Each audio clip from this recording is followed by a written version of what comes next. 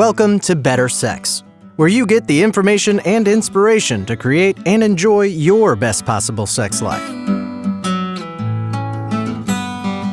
Join your host, sex therapist Jessa Zimmerman, as she brings you expert guests, helpful tips, knowledge, and strategies to improve your intimate relationships.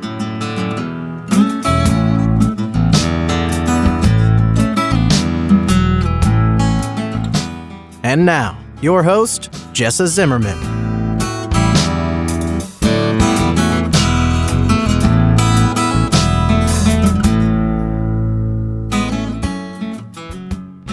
Hey, it's Jessa. Welcome back to another episode of the Better Sex podcast. Thank you for joining me today. You know, you don't know this listening one episode a week, but I record these things in batches frequently. So today I've had 3 interviews and 2 of them totally align in this really cool synergistic way. And I don't even know which one I'm going to release first. So I don't know if you're hearing this one first or second. But anyway, I interviewed somebody this morning about sort of body image and body kindness and recovering from the horrendous messages we've gotten and the self-criticism and body concerns that we have in our culture. And then this episode, I talked to Jennifer Gunsaullis, who has a new book out called From Madness to Mindfulness, about the kind of sexual madness we have gotten from the messages in our culture. You know, so body image issues are part of it. Shame and embarrassment and guilt and things like that are part of it. So we have been trained with these messages that create this sort of madness, wondering if we're broken and, this inability to show up and really connect with our sexual partner. And then her book is about using a mindfulness practice, really very concrete steps to lean into those things, learn more about them, and basically dissipate them, befriend your demons, and then they lose their power. Anyway, they go hand in hand really well. So today's episode is this whole going from madness to mindfulness, using these mindful techniques, this sort of applied mindfulness, to take apart the things that have us stuck in our sexual relationship, whether that's body image issues, whether that's shame, whether that's difficulty knowing what we want or asking for it, on and on and on. So I hope you enjoy the show.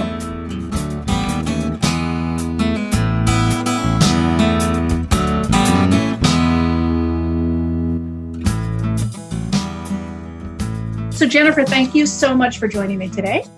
Yeah, my pleasure to be here. I'm excited to dive in. I know. I'm excited to capture your book release energy because, I don't know exactly when this is going to air, but as we're talking, you're just 2 weeks into your book release, right?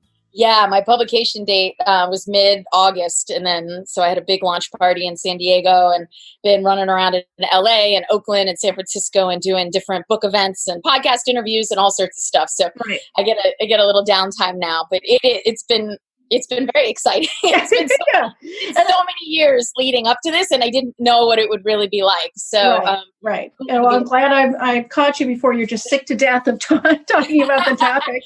Yeah. Hopefully I never get there. Right. So let's just start with this whole concept you've got. What is sexual madness? So my concept of madness to mindfulness. So sexual madness. And so I'm a sociologist by education. And so I've definitely, been indoctrinated into viewing sex and sexuality and intimacy all through the lens of the gender roles that we were socialized into, literally from birth.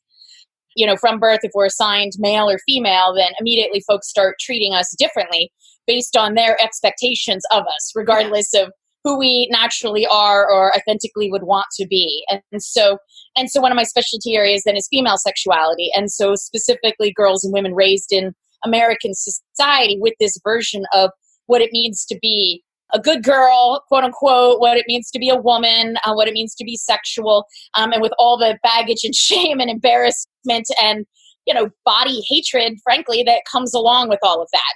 Yeah. And so much, all different aspects, and we get it from our families and school and religion and the government, just to not be comfortable talking about sex, not feel like we have a right to own our sexuality, or have a voice around it, or even the basics of being taught the clitoris in anatomy classes. And wait. Somebody got taught about the clitoris in an anatomy class? It was not me. I can tell you that for sure. Growing up in Pennsylvania in a small town, it was not me. Right.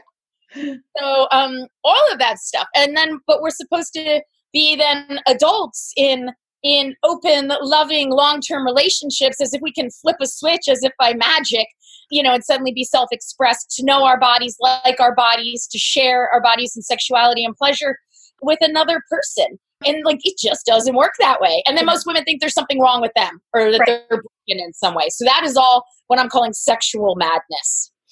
Okay. So is any part of your study or the book about what it's like for people assigned male at birth? I mean, I'm assuming there's sort of corollary madness. Sure. And I would say, I mean, the book is focusing on women raised with this, because that is special. So the title is From Madness to Mindfulness, Reinventing Sex for Women. I absolutely do address and participate. I mean, and in my work and I travel around and talk to college campuses around sexual consent. In all of my work, I'm always addressing the gender roles, quote unquote, femininity and masculinity that you may have been forced into, and how they keep us all in a box and impact our ability to be intimate and sexually expressed and connecting. So I do talk a little bit in my book about that, to give the context of just how men, how traditional masculinity training literally trains boys out of their emotions and out of their awareness of self, and teaches them that they need to be the sexual initiators and the aggressors, and that's what it is to be a real man, to take what they want and to go for it and to have as much sex as they can, and just be detached from their emotions and the compassionate humanity aspect of it. So those two things, I mean, especially my consent work, those two things go hand in hand for what is a crisis of consent in our country. So, but the book mostly focuses on, the beginning of the book focuses on helping women just know that they're normal, they're okay, they're not broken, there's nothing wrong with them. Because I mean, most women think that there is in many ways with their bodies, with their sexuality. So that's from a sociological perspective, and sharing some really interesting research studies in all different areas. That's the beginning of the book. And then I start teaching mindfulness and what that is, and what, the traditional definitions of mindfulness, and then my kind of version of applied mindfulness. And how that can help us with both. I think when people think of mindful sex, they think of, because I was I helped run a group called Sex Positive San Diego, and a couple months ago I was hosting a mixer for folks to meet each other, and this one guy was saying, he goes, "Oh my gosh, this whole mindful sex thing, this is like, it's like a secret weapon. It almost seems unfair once I have these skills." And I go, "So what does that mean to you?" And because he was very excited about it. And to him, it meant present moment awareness in a sexual encounter. So being very attuned to yourself, your pleasure, being attuned to your partner and their emotion and their pleasure and the energy, and taking things slow and not having an agenda and not having it be goal oriented, which is all true. I mean, that's beautiful. That's what we call good lovemaking, and a good lover. And so I think that's what he was speaking to. And so absolutely the cultivation of mindfulness skills, present moment awareness without judgment, it teaches us that, and how to be attuned to our senses in the moment, and then more attuned to our emotions, and then to our partners, and then to be willing to think outside the box and be creative and not go with our scripted version of sex. So that is one version of it. I would say, that is part of my book. The beginning of the book, though, and definitely the addressing the madness part, is then helping women, because so often we're taught that to have better sex or a better sex life, we need to move towards pleasure and towards excitement. And I say, we need to move towards the pain and the discomfort first, because otherwise you're just, and this is me being blunt from the East Coast. I call it putting icing on a shit cupcake, because the foundation is these negative messages about yourself, this shame, this embarrassment, this, even some women are like, if men are trying to be respectful with them and ask for consent, they're like, don't, just go for what you want. Don't be a pussy, and that's because they've so internalized that it's so uncomfortable to be vulnerable around any sex and asking for what they want. And so much of we embody that in so many different ways. And so teaching women, how do we actually move towards the discomfort of those messages, the emotions attached to them, and literally then the somatic aspects of where they show up in us, in our chest or our solar plexus or our gut or our throat. because that's the stuff that feels so bad, like shame, when you really locate where you feel that and it feels horrible. But the process of doing it helps you stay present with it and not, run, numb, distract, hide, get on Instagram and scroll for an hour before you fall asleep, but how to actually stay present with it. And then we could stay present with what we don't want to be with. We gain that emotional resilience. We get to step into our power in new ways. And then we get to be there and be like, oh, okay, I can sit with this. Oh, I can actually move through this. Oh, wait, so who do I actually want to be as a sexual woman? And what does that mean to me? That's how, in sort of a nutshell, a very big nutshell, how I apply sexual mindfulness to sexual madness, specifically kind of in a sociological context. Yeah, so I think what you're saying is the first thing you're mindful to are the pain points, the shame, the embarrassment, the guilt, the whatever, all the difficult stuff first. Right. And I think often what I found is many people don't know they're there. Women, men, gender, non-binary folks. Because I remember I first started talking about sexual shame with clients and all about 10 years ago. And it was not, it was definitely before like Brene Brown, had really mainstreamed our conversations about shame and vulnerability. Yeah. And I found that many people had no connection to that word, even though I could hear them talking. I could feel it in them. Yeah. But they didn't have that connection. And so where I start with folks is, what are they not willing to talk about, in a sexual situation? What do they avoid? Whether it's emotional intimacy or asking for what they want, or when their partner brings up, hey, it's been a while since we've had sex. What do you think? And then they do something to avoid that conversation or to blame their partner. Basically, all those trigger points, all those patterned responses. That's where I have folks look at where they're avoiding. And the ways that they avoid, and not beating themselves up for that, and having compassion for themselves, and then teaching them the skills. Then how do you stay present? And then how do you unpack it and find out what is beneath what's going on in those moments of why you do not want to have that conversation, or say no to a sexual encounter, or say yes to a sexual encounter. And do you have them start in their body, like literally, where do they feel it in their core, their gut or their solar plexus, or their heart thing or whatever? So I use just a basic triangle of awareness that I gleaned from the mindfulness-based stress reduction course, the 8-week course. It's available all around the country and online.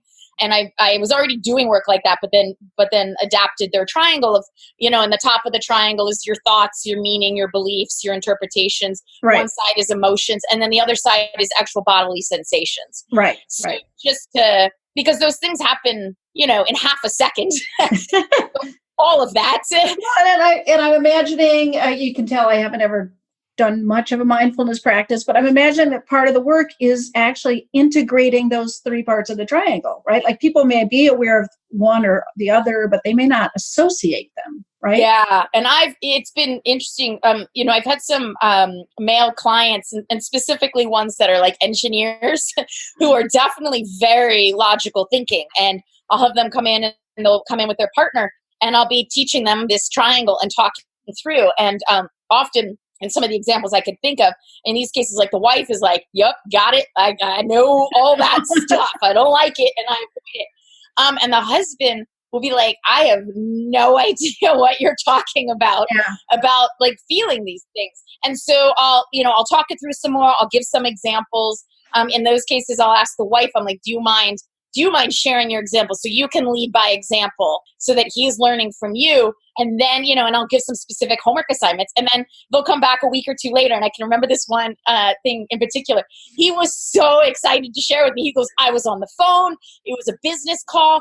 I did not like the way it was going. And all of a sudden I noticed I felt something in my chest. He goes, I've never noticed that before. So it's so empowering. Like it's there. We just, especially men, we're definitely taught not to pay attention. And that's some of the madness for them, right? Like this cutoff from their emotions. Yeah, absolutely. Yeah. And then to be in, long-term loving relationships, folks want them to be open and self-expressed and emotionally vulnerable, but then they've taught like that's the worst thing they could possibly do. And they were just never trained in it. So, yeah. And then for all of us, we all have those experiences growing up where, you're 6 years old and you get on the school bus for the first time and somebody trips you and everybody laughs at you and you feel horrible shame, and then whatever you did to make yourself feel better in that moment is basically your go-to for the rest of your life. Like you made a joke and then everybody laughed, and now you will make a joke every time you think you might feel shame in any way. Mindfulness is about creating space where there wasn't space before, and giving pause without reacting.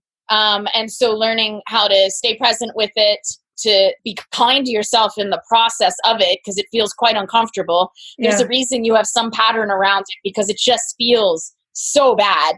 And teaching people slowly how to be comfortable with that discomfort. And I honestly think that is the epitome of empowerment, because when people can't make us feel uncomfortable and we just like own all our own stuff, and not because we're shutting down or compartmentalizing, but because we're just genuinely, we're like, oh yeah, that is my stuff. Oh yeah, here, I can feel it here. Oh, here's what's going on for me now.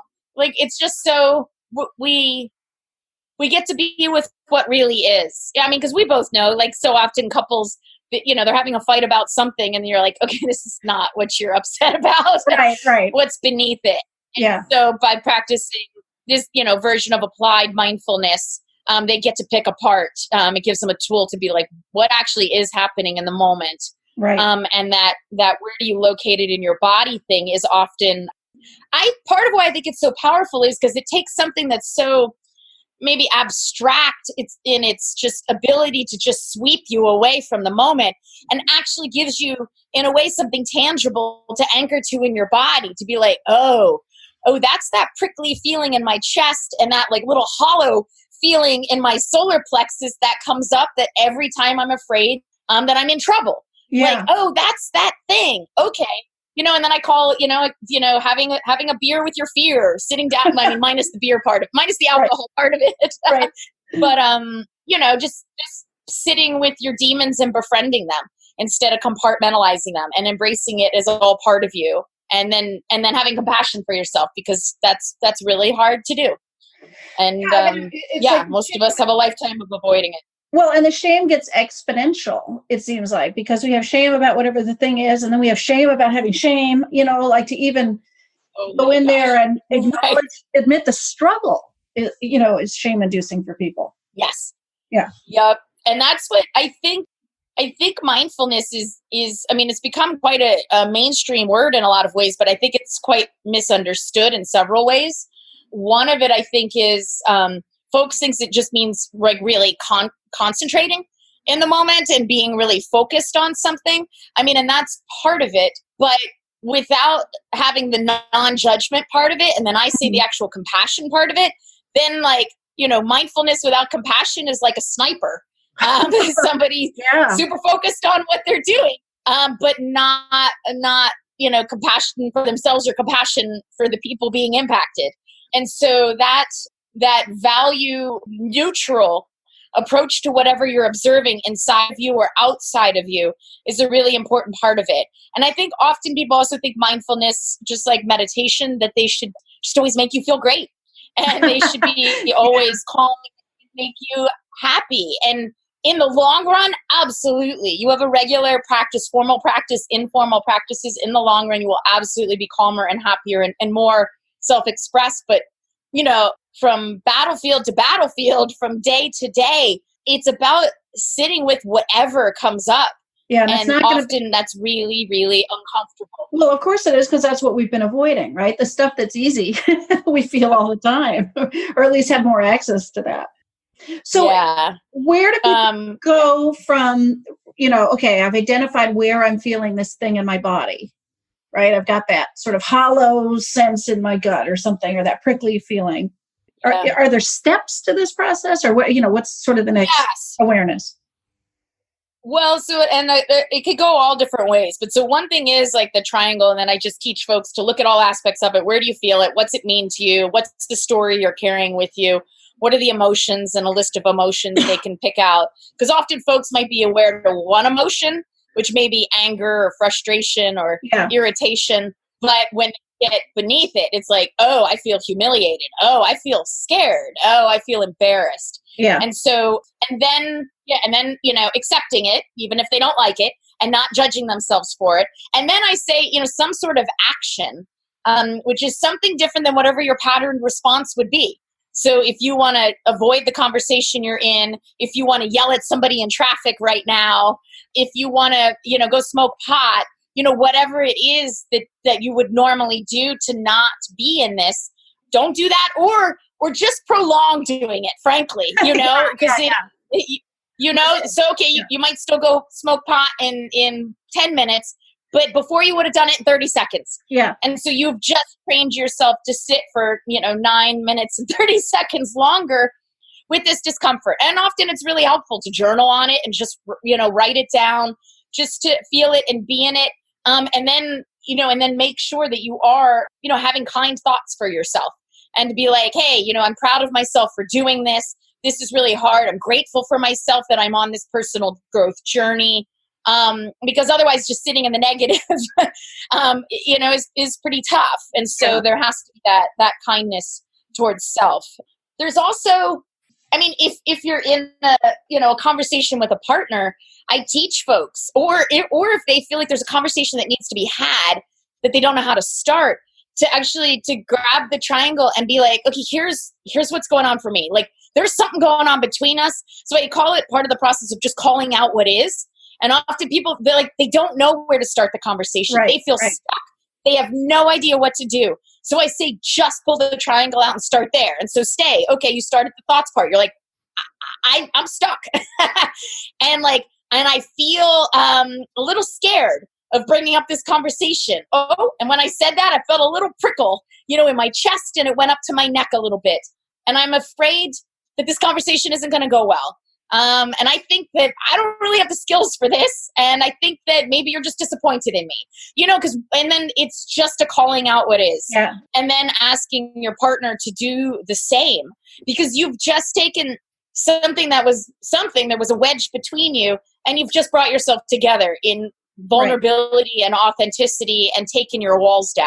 Right. And this totally lines up with what I do with clients all the time. Yeah. And it's also very different to just describe what's going on for you across the triangle than to make it about your partner or their behavior or to project it on them. And so those conversations go better when it's like, hey, I'm feeling this. I've got this sensation. This are my thoughts. Like, this is all me. It's not you.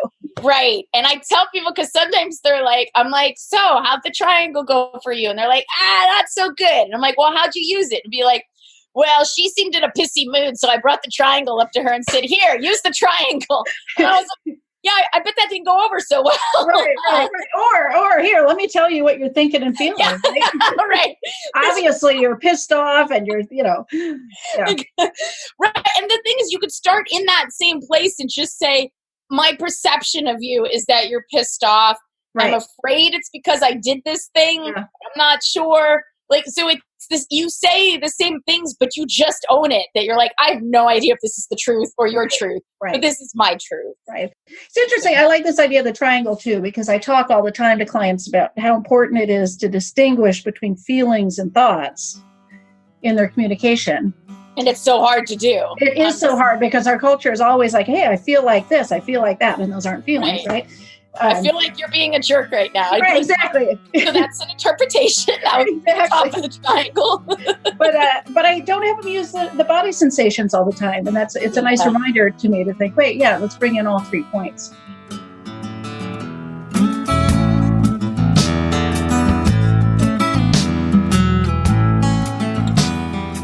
Hi, it's Jessa here, taking just a quick break. Thanks for listening so far.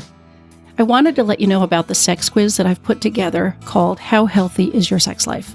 I've taken a close look at the typical ways that I see couples get into trouble with sex, including avoidance, neglect, negativity, distraction, and boredom. And the free quiz will score your individual results based on these factors. And then I provide my recommendations and ideas, including my top 10 sex tips, which will help you make instant improvement. If you'd like to take the quiz and see how healthy your sex life is, you can do it right now at sexhealthquiz.com.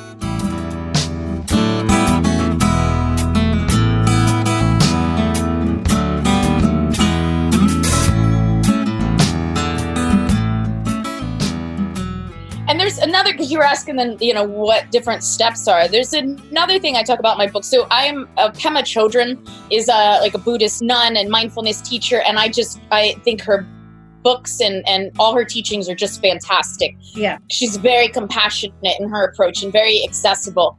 And, and she talks about sometimes even just completely dropping the story and dropping in any way what you can, your interpretations of it, and just being with the raw sensations. Yeah. In one of her books, she argues that that if we really do that often just stay with those raw sensations where they are, without any meaning attached to it, without the story attached to, he left me and he's a jerk, or woe is me, or nobody understands me, or why is this always, or, whatever the story is, drop all of it and be with those sensations and get detailed with them, that often they'll pass through in about 90 seconds or so. Mm. And that's, but it's really hard even for 90 seconds to stay that present with those things without our thoughts taking us off. And which is fine, because then you just acknowledge that you were distracted and choose to bring yourself back to that moment. And that's just what the mindfulness practice is over and over again. But it's really, and I know, having started practicing mindfulness over 15 years ago, I'll notice it. For some reason, there's a specific drive when I'm coming home. Maybe it's coming home from events or something, but I'll notice when I'm just, not far away from my home and I'm driving back in my beach town and whatever. And maybe it's because I've had about 15, 20 minutes to process whatever I came from. And then I may be left with something. And then, so there's this strip of road I have very much associated in my head with all right, let's just breathe with this. Let's just be with this. Be like, ooh, that's a prickly. Oh, okay, I definitely feel vulnerable about that. Or, oh, I could tell I was on my second glass of wine and I probably shouldn't have said that thing, and I sit with it and I breathe into it. And then I do it. And I have the thought of just being kind to myself, because it's emotional suffering in that moment, and having compassion for myself. And then 5 minutes later, I'm home and I was like, oh shit, look at that. It just moved through me. Something that literally could have taken a week before. Wow. Or that I would have sat with days, that I would have woken up in the morning with it. And now, just because I've been doing it for so long, I'm like, and so it's not that you don't feel the ickiness of things. Right. I've changed my relationship to them because I really move towards them. I don't resist the discomfort. If I drop the story and I'm just with those raw sensations, and it's super uncomfortable, but it really works. But it takes practice. It's like anything else. It's a skill that takes practice. Yeah. So what are the kinds of sexual problems that you would see related to madness that then can be helped or alleviated by mindfulness? Let's make this a little practical if we can. Yeah. So, one of my specialty areas is women in long-term relationships who struggle with low desire.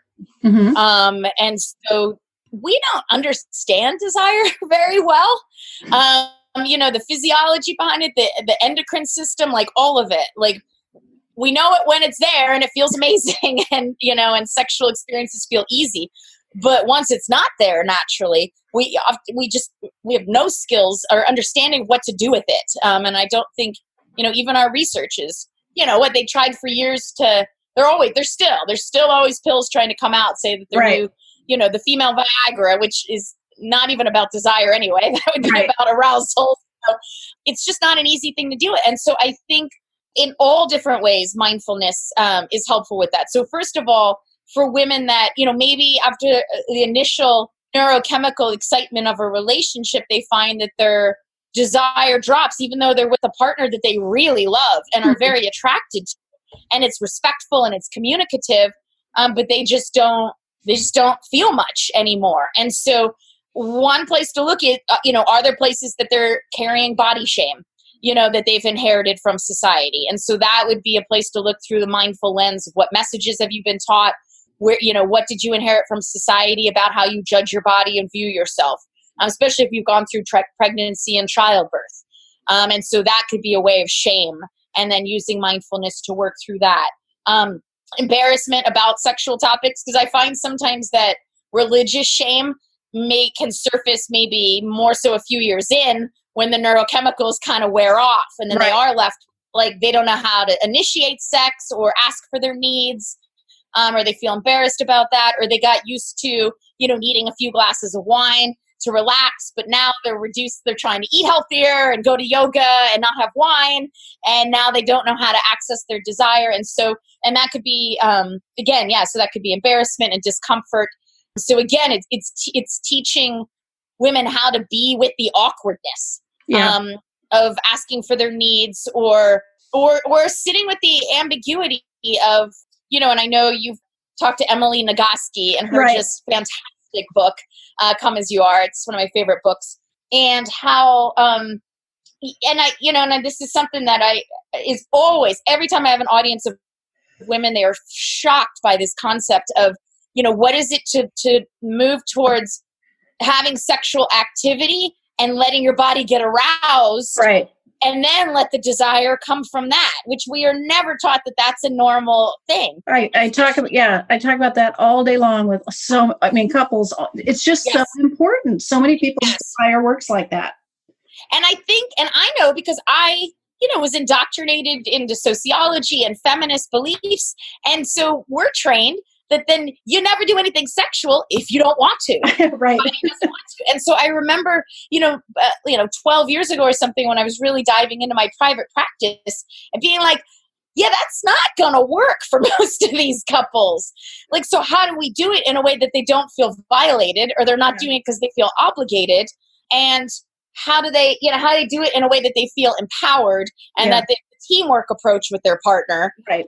That they're communicating through all of it, and that they take the leap of faith that their body can kick in, but then they also trust and have it set up with their partner that it's okay if they stop the encounter if their body doesn't kick in. Yeah, exactly. It's like you say, people, somewhere between 5% of the time and 95%, the engine's going to turn over, but not the rest, and that's got to be okay. Yeah. And that's often because, the higher desire person is like, oh, yay, finally, we're doing something.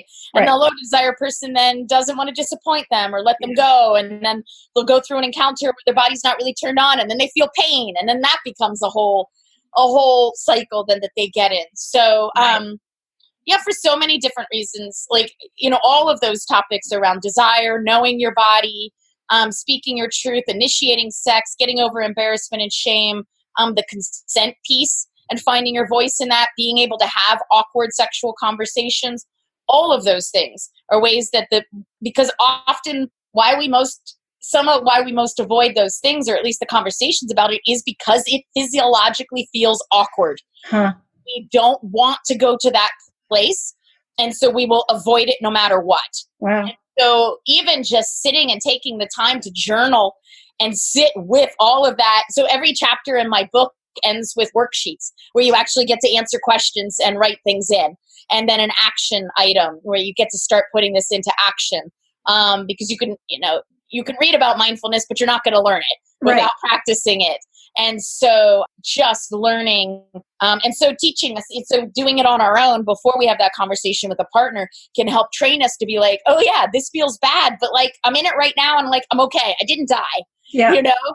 And now that I wrote it down, I can feel, like, for example, I have a good friend of mine, and she was having a relationship problem, and she did not know how to address it without, getting really angry. And so I texted her all these different, writing prompts. And I just saw her recently. And that's what she said. She goes, oh my God, that was so helpful. And I got so in touch with what was really beneath my anger and really owning that. And then I was able then to approach him in a much calmer way, and also a very clear way of what was going on. So it just, it helps us pinpoint how we move towards the discomfort. Right. And then we learn the skills of how do we stay with that. And then it's such a paradigm shift in the energy that we bring to difficult conversations. So, yeah. Is there anything else? You mentioned, I think you said applied mindfulness, right? Or that's what I call. I didn't know if there was any other elements of that we haven't already talked about, or. I mean, it applies to. Basically, it applies to everything in life. But since my specialty area is female sexual empowerment and desire and consent, that's where I most teach how do we apply it. So because I think part of why I called it applied mindfulness is that I've just been, I live in San Diego, which is a very holistic town. and a lot of new age stuff and some woo woo stuff. But folks that are more open minded to these topics, but except in like the Tantra community, and they have their own, version of spiritual sexuality and how they do things. And there is a lot of beauty in that. But otherwise, sex is still relegated to its own category. Yeah. Like, when I my publisher and I with the book, we were trying so hard to find, we had so many of my great colleagues did advance endorsements for the book, which was lovely. We were just trying to find one person in the mindfulness or spirituality community that would endorse it. And I've got, because I run in those circles, and I've got friends that run organizations. It was so funny. One of my friends, she went to another one we know, and she's like, "Hey, do you know anybody that's, in the compassion or mindfulness realm that is, publicly sex positive?" and the one was like, "You mean besides Dr. Jenn?" And my friend was like, "Yeah, no, that's exactly who I'm asking for here." Right. And we couldn't find that because most people don't want to touch sex still, literally.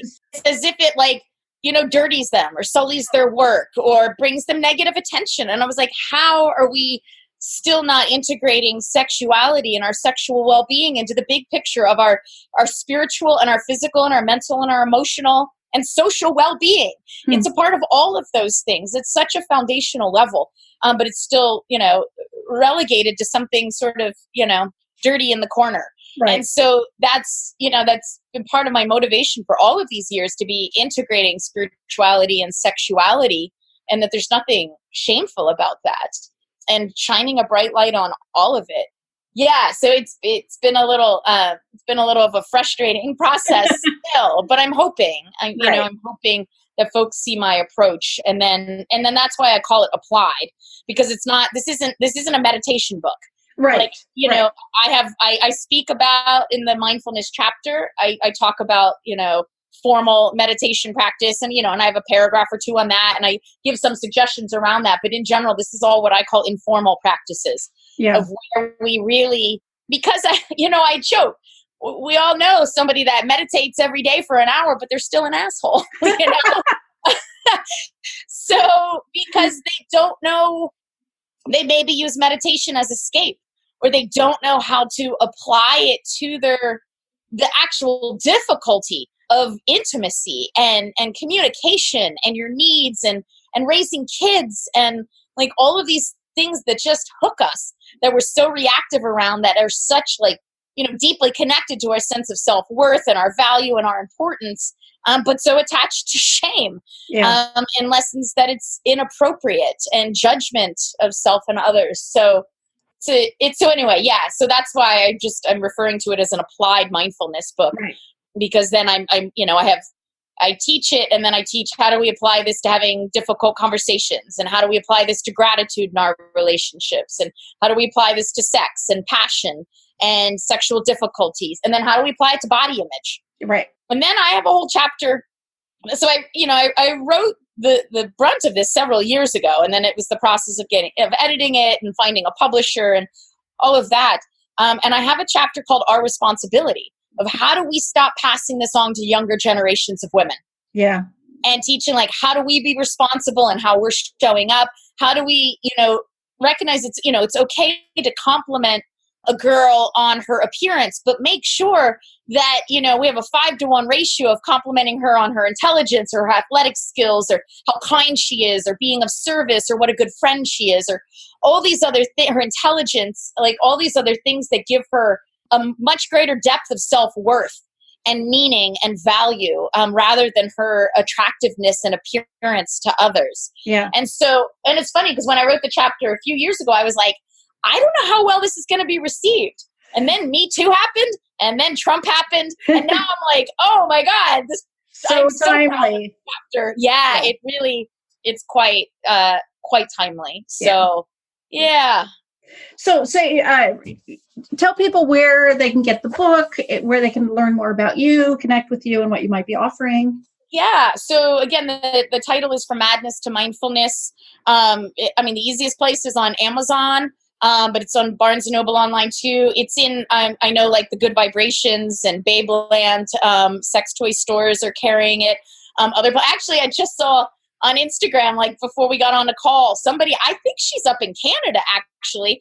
And she did and her niece was an intern of mine. And I actually thanked her in the acknowledgments page. And so this woman went into her Barnes & Noble and found my book on the shelf there, which is like, that's a moment of pride for me. I'm like, oh my God, my book is in a Barnes & Noble, like on a shelf there. Like, so I gotta go find a Barnes & Noble and see if it's here in San Diego just for the joy of that. So, but I mean, obviously online is the easiest place to find it.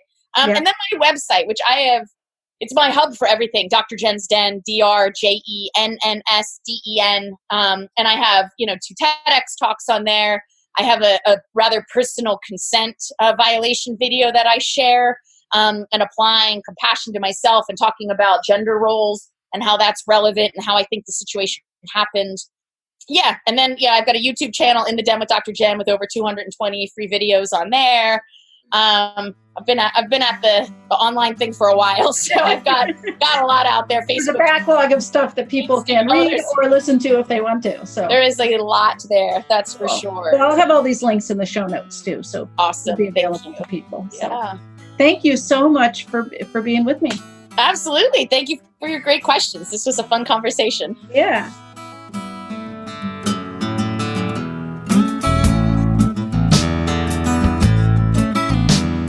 You've been listening to Better Sex. Please visit our website, bettersexpodcast.com, for show notes and additional episodes.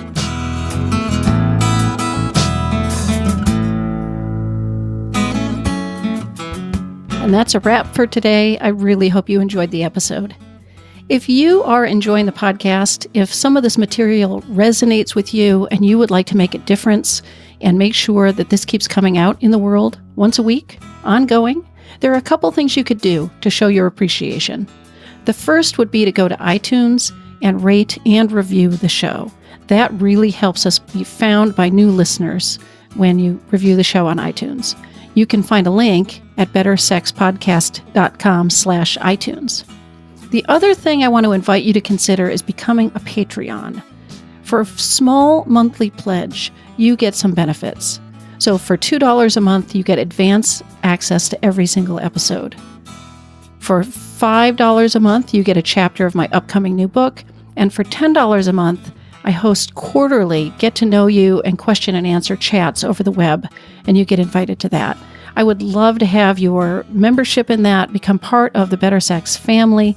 You can find a link at bettersexpodcast.com/Patreon, which is Patreon. Again, thanks for listening. I'm glad you're here. Feel free to comment, ask questions, get in touch. I'd love to hear from listeners. Thanks.